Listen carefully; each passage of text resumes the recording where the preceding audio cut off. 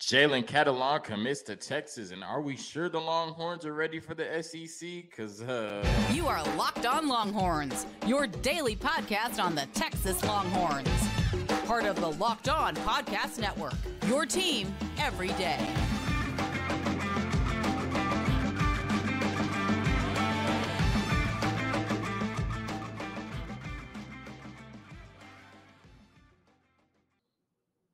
Locked On Longhorns, the show. Jonathan Davis, your episode of Locked On Longhorns is brought to you by LinkedIn Jobs. Get the applicants you need faster and for free at LinkedIn Jobs. Joining me today, host of Locked On Razorbacks, John Nabors, here to talk about Jalen Catalon, the 3 or 4 year safety at the University of Arkansas, has transferred to the University of Texas. And who better to talk about Jalen Catalon today than somebody who watched every snap he took at the University of Arkansas.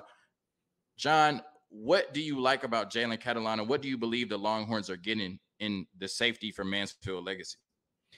Well, I mean, the thing about Jalen Catalon is that he is a guy that is, without a doubt, worth, when he's healthy, the All-American status that he got preseason this past year, the year before.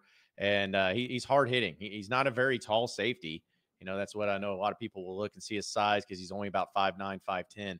But he hits hard, and he is a guy that anytime he's on the field, the opposing offenses are going to have to know about it and be protective of it. So he's just a good all-around safety, and he's also a really good team leader, very vocal. The entire team very much respects him, not only defensively but offensively as well. So whoever was going to end up getting Jalen Catalon was going to get a huge get and have a phenomenal player, all assuming he stays healthy, and Texas definitely got them a really good one.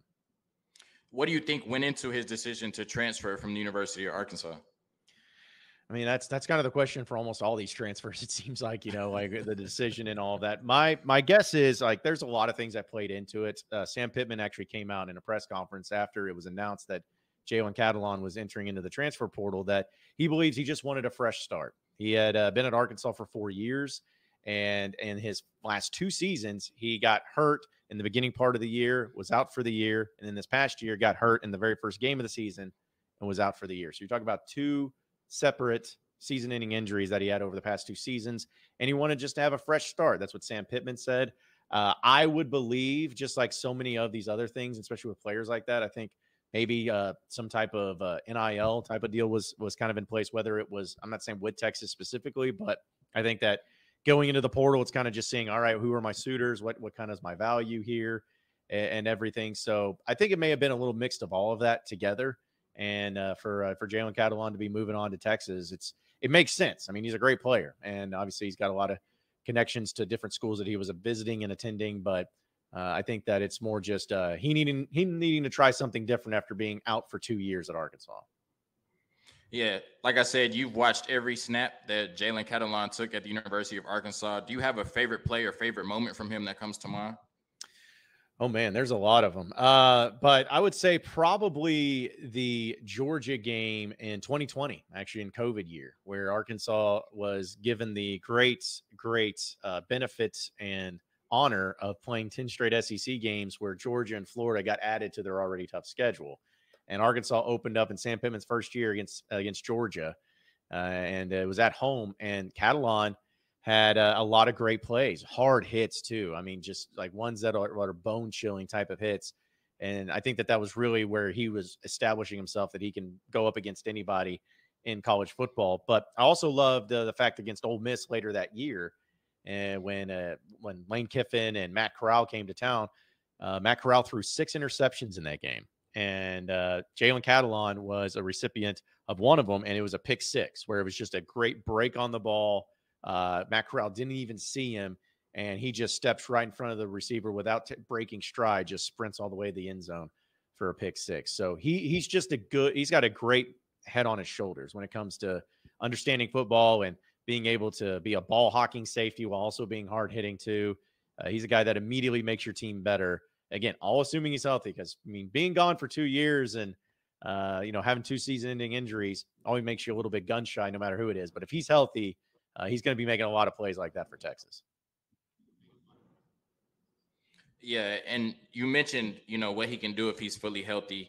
if he's fully healthy next year, what are your expectations for him at the University of Texas? I mean, I think that he will be, all Big 12, maybe even All-American, just kind of depending on what it is. If he's healthy and he's still the same player that we saw at Arkansas in his freshman and sophomore years, there's no reason for me to believe that he can't go into Texas and do similar things. He's going to be a guy that not only makes the defense better overall and with his leadership and experience, especially from playing in the SEC, but he's also going to be a player that, like I said earlier, offenses are going to have to game plan around. When he's out there on the field, they're going to have to make adjustments. And that was one of the things that really hurt Arkansas so much defensively. Their pass defense was really, really bad this past year. Injuries played a large part in that, and a large part was Jalen Catalon, because when Arkansas was able to have Catalon out there for the very first game against Cincinnati, they couldn't do anything in the passing game because they always had to adjust to where he was at. But then you had, when he went out, Simeon Blair comes in, and it's just night and day difference, and that's really where the wheels started coming off for Arkansas's pass defense. So I think if he's healthy for Texas, he'll be about as good of a safety as you could ever ask for in college football. Jalen Catalon feeling a big need for the Longhorns at the safety position in the transfer portal. John, let them know where they can find you and all of your work. Yeah, just if you want to check out all things Razorbacks related, which I'm sure a lot of you Texas fans would love to hear all about that, it's the Locked On Razorbacks podcast. Find it wherever podcasts are found. And you can also check out, of course, my social media accounts at Buzz John Nabors. Very simple to find there, too. We also do a radio show with 103.7 The Buzz here in Arkansas. So all the Razorback content, if you ever need it and if you ever want it, you know where to find me.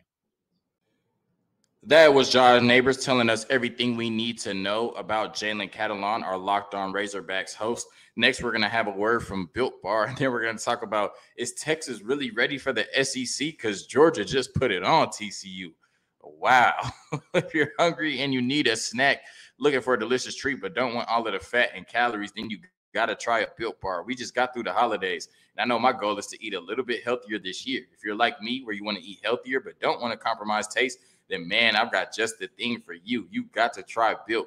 With Built Bar, healthy is actually tasty. Seriously, they're so delicious you won't think they're good for you. Perfect for your New Year's resolution. What makes Built Bar so good? Well, for starters, they are all covered in 100% real chocolate. That's right, real chocolate. And they come in amazing flavors like churro, peanut butter brownie, and coconut almond. I'm not sure how Built does it, but these bars taste like a candy bar while maintaining amazing macros. And what's even better is that they are healthy. Only 130 calories and 4 grams of sugar with a whopping 17 grams of protein. And now you don't need to wait around to get a box for years. We've been talking about ordering your Built Bars at Built.com, but now you can get them at your local Walmart or Sam's Club. So what are you doing? Head to Walmart or Sam's Club right now, or go to Built.com like you've been doing and get your favorite snacks. Built Bars, the best bars in the business, with amazing flavors like churro, peanut butter brownie, and coconut almond, covered in 100% real chocolate with only 130 calories, 4 grams of sugar, and a whopping 17 grams of protein. Go get that right now.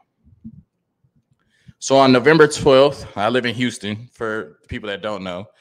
On November 12th, I took a road trip up to Austin. That was the day that Texas played TCU. It was the biggest game of the year for Texas. And I just knew that Texas was going to end TCU's kind of miracle undefeated streak, right? Anthony Hill had just decommitted from Texas A&M. He was on the sidelines. We had all of the momentum, right? We had just beat Kansas State, and we controlled our own destiny to get to the Big 12 championship after a tumultuous season, I guess, up until that point, with Quinn Ewers missing games, and we had lost to Oklahoma State and we had lost to Texas Tech. But somehow, after all of that, we still controlled our own destiny to get to the Big 12 championship. So I took this road trip from Houston to Austin. I sat in 40-degree weather. I hate the cold, waiting on Texas to beat TCU that day. And I watched the Texas team that could not score an offensive touchdown against TCU. The defense played really well outside of the 75-yard run to Kimbre Miller and the blown coverage to Quentin Johnston for the touchdown. The defense played really well, even gave us 7 points on a Jahdae Barron fumble recovery return touchdown. But for the most part, TCU punched Texas in the mouth for 60 minutes, right? At times, it didn't look like Texas belonged on the same field with TCU. We could not score an offensive touchdown against Sonny Dykes and this TCU team. And I just watched that same TCU team that Texas really had nothing for on November 12th. I saw it in person in the 40-degree weather. Lose 65-7 in the national championship game. Stetson Bennett and the boys were getting standing ovations and curtain calls with 10 minutes left in the national championship game. Georgia was up 45 and went for a 4th and 5 on these boys and converted it. They just strictly dominated them. So I ask, if the team that was the best team in the Big 12 this year, I know Kansas State won the Big 12, but TCU was the best team in the Big 12 this year. A team that punched Texas in the mouth for 60 minutes and Texas never responded, just lost 65-7 in the national championship game to Georgia. And that's where we're headed. Texas has yet to dethrone the team that scored 7. And their next task is to dethrone the team that won 65-7 and has the largest margin of victory ever in a national championship game. Is Texas really ready for the SEC? And I know we can point to the 2019 game against LSU where Texas more than held their own. And a lot of people say that that's maybe the greatest college football team ever. And we can point to 2018 where they beat Georgia in the Sugar Bowl and Sam Ehlinger screamed, "We're back," right? We can point to those 2 performances and say that when we've played SEC teams, we've more than held our own. We can kind of sweep under the rug the Arkansas game in 2021. We can explain that one away, right? Even though we got ran off the field. But Texas is not going to the SEC to be a middle-of-the-pack team. Like, they're not going to the SEC just to be there. Texas is going to the SEC with hopes of winning the SEC. And on Monday night on national television, we all saw what it takes to be able to win the SEC. Because this Georgia team isn't going anywhere. And this looks like shades of 07 Nick Saban at Alabama, like the beginning of a dynasty. Because we know that this Georgia defense is going to be elite. That's not a question. But their offense just scored 9 touchdowns and 65 points against TCU. That same 3-3-5 defense that has Sark and Quinn Ewers in hell. Stetson Bennett and that Georgia offense toyed with them for 60 minutes, scored 65 points, easily could have scored 70, 77 points. And so Texas is just worried about getting on the right track in their own conference. And Texas is just worried about getting over this hump of underachieving that they've been in for the last decade. We haven't even gotten to the point where we can dominate the Big 12. And in a few years, we'll be in the SEC. And this version of Georgia UC will be the same, if not better. And the version we saw this year of Alabama, I believe, will be even better. Not to mention other teams in the SEC, they're going to continue to improve. LSU looked really good this year. Ole Miss is on the way up, right? Some other schools. So I ask, is Texas ready for the SEC? Because like I said, we're not just going to the SEC to participate. We're going to the SEC with hopes of being one of the premier teams in the conference and winning conference championships. But Texas has yet to take care of business at home. And my fear is that if we can't take care of business in this Big 12, when the best team in this Big 12 just lost 65-7 to the best team in the SEC, Texas can keep putting top 5 classes together. This coaching staff has gotten better in development, and the pieces are in place. This 2023 class is amazing. With all that being said, to knock off that Georgia team and Kirby Smart that just beat TCU 65-7. The same TCU that Texas couldn't do anything with for 60 minutes.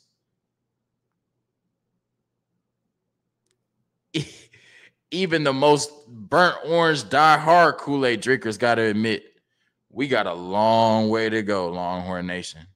A long way to go. Thank you for tuning in to another episode of Locked On Longhorns, your daily number one source for all things Texas athletics, part of the Locked On Podcast Network, your team every day. The offseason officially starts now. It's one thing Texas is amazing at. Hook 'em.